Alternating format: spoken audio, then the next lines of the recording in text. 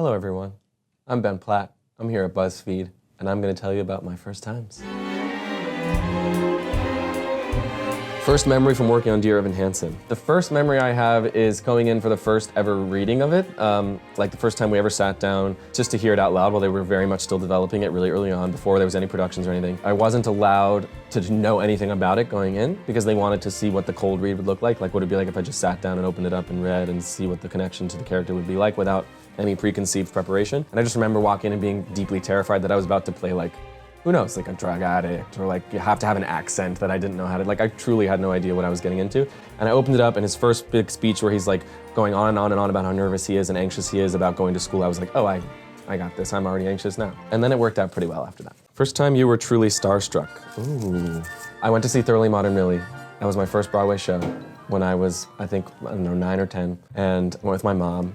We went backstage, and Gavin Creel took us around and gave us a tour and kind of showed us around. And I was A, starstruck by him because he's beautiful and so talented, and I was basically copied the way he sang, and that's how I learned how to sing. And B, because I was like, I have to be in this world, I gotta be in the theater. He's the coolest, he knows all these backstage secrets. And I was like, my life is kind of set, and that kind of stuck, so. First memory from Pitch Perfect. First memory from Pitch Perfect is that I came late to the shoot because they had all been there rehearsing for a few weeks down in Baton Rouge where we shot the movie, but I was only in that last number, the treble like finale number, so I missed the first couple of weeks. So I remember coming in and being terrified, and then I got there and I saw that Skylar Astin was playing my best friend, and I didn't know who had been cast as the lead guy, as my roommate, until I got there and saw his headshot up on the production office wall. And there was just like such a beautiful sigh of relief because I knew him from the theater world and we'd done a workshop together, and I had wanted so badly to get closer with him and be his buddy. And so I was like, oh, now this experience is gonna be about that I get to be buddies with Skylar, and now he's been a dear friend of mine for many years. Love him a lot. Hi, Skylar. First inside joke you made with Beanie. Oh, Beanie. The first inside joke I made with Beanie. We had this sandwich, this man who made sandwiches in our school cafeteria who really loved me and Beanie. And he would love to chat, like, to the point where he took way too long making the sandwiches, and our period for lunch was pretty short. And Beanie kept telling him to focus, focus, focus. And so he calls Beanie Focus, and he kept saying, okay, focus, and that became her name. So sometimes I call her Okay Focus. Or the time that she came out of class just to see that I got my braces off with my new teeth and pretended she was going to the bathroom. That's when I knew we were gonna be best friends forever. First reaction you had to your Tony nomination. I was in my apartment with my mom and Beanie and a couple of our other dear friends watching the nominations. And I think the first reaction was just kind of relief, because I think at that point there was so much pressure put on, there's always so much pressure put on those awards. And so I just was happy that it turned out the way we'd hoped. And then immediately was eclipsed by how excited I was that Mike Feist got a nomination, because that was sort of out of left field. And I think Mike was so amazing in the show and such a spectacular actor. So I just remember jumping up and down on the couch being like, it's Mike Feist. First song you wrote off your new album, Sing to Me Instead. The first song that I wrote for the album was the song called Runaway, which is the last song on the record. And it's one of the two on the record that I wrote on my own. I was lucky to co-write all the other ones with really fantastic writers. And Runaway is very much a tribute to my parents. It was kind of the first thing I knew for sure I wanted to write about, was sort of the way that they've sort of set a beautiful example for me with their relationship and their sort of steadfastness. And so I knew that it was kind of gonna be a lovely kind of epilogue and button to the album, and it's sort of a lullaby, and I think it's a beautiful energy to kind of go out on. So, but I highly recommend listening in order and having that be your last note. First AIM screen name, B Diddy 150.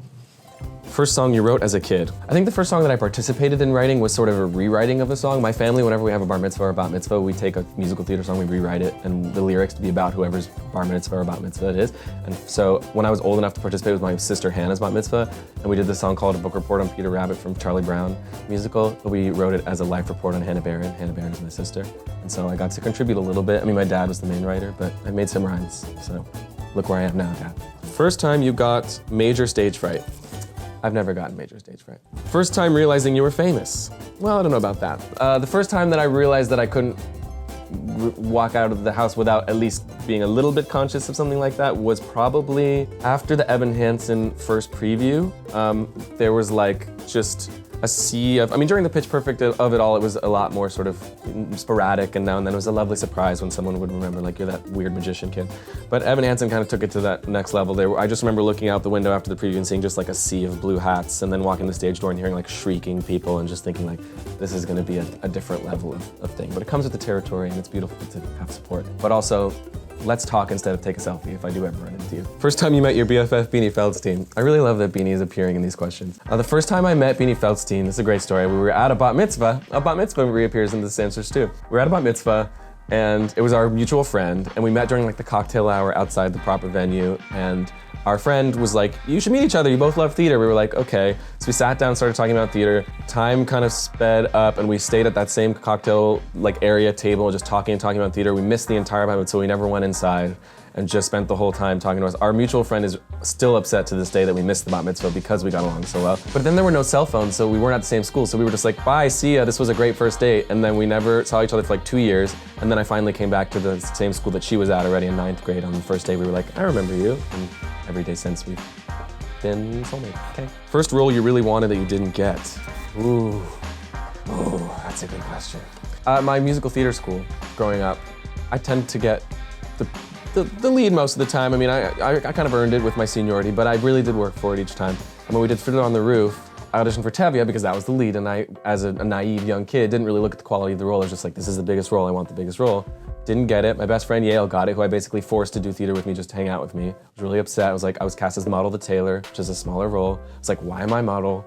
But then over time I learned the role was more correct for me, and it fit her personality better, and it was a good lesson in casting, and Yale gave an amazing performance as Tevye, which I have on tape. DM me. First thing you did after winning a Tony Award. After winning a Tony Award, I did karaoke with a bunch of my best friends in a room in Koreatown and screamed and shredded my voice pretty much purposefully because I had been so careful over the last like 4 years before that. And then got really drunk, and then woke up the next morning and ordered Panda Express and pizza and a McFlurry. First time you heard yourself on the radio. First time I heard myself on the radio, I think it's on my social media somewhere. I was in an Uber, and the ad for Evan Hansen played. It was way in the beginning during previews, and it was me singing Waving Through a Window, and it was just this guy in this Uber, and he was like bopping along and really liked it, and I like told him, and I was like, do you know that's actually me? And he was like, no, it's not. And I was like, no, it's fully me. He was like, no, it's not. And he didn't believe me, but it was, sir. Okay, last one. First kiss. Wow. Interestingly, my first kiss was with a girl named Tori Leibovic, who will probably be watching this, and we were in 5th grade, and we were at Danny Mir-Haruni's birthday party. Hope you're watching, Danny Mir-Haruni. And we were boyfriend and girlfriend, as much as you can be in 5th and 6th grade, and they were like, you guys should go behind that bookcase and kiss each other. And we were like, no, we're not gonna do that. And everyone was like, go behind the bookcase. So we went behind the bookcase and had simply the shortest whisper of a peck you can imagine, and that was my first kiss. That's all I got. You guys should go and listen to my album, Sing to Me Instead. It's out now. I think you really like it. It's been a pleasure. Thank you, BuzzFeed. See you later.